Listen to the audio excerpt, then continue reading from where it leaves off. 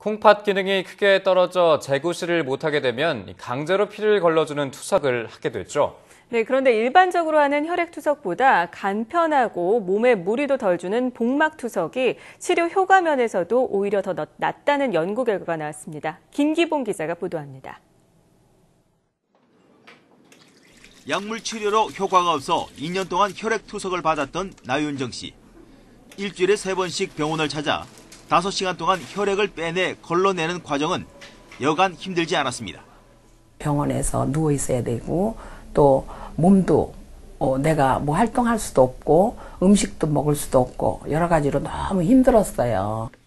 견디다 못해 복막투석으로 바꾼 뒤엔 새로운 삶이 열렸습니다. 하루 3번 본인이 주머니만 갈아주면 별 지장 없이 일상생활을 할 수 있기 때문입니다. 복막투석은 배에 수액을 넣으면 복막의 삼투압 작용으로 자동으로 노폐물이 걸러집니다. 이열규 씨는 복막투석을 한 채 힘든 벼농사와 마을 이장 일도 거뜬히 해내고 있습니다.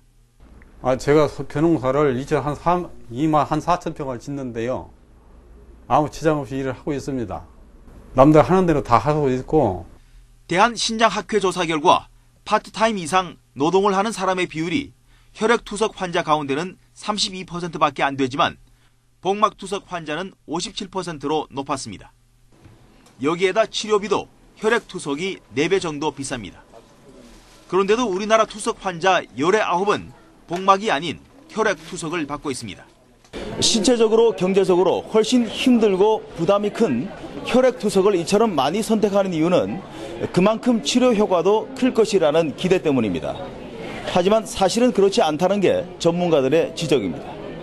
생존율에 차이가 없었고 콩팥을 이식받을 경우 1년 후 생존율은 복막투석 환자가 오히려 더 높은 것으로 나타났습니다.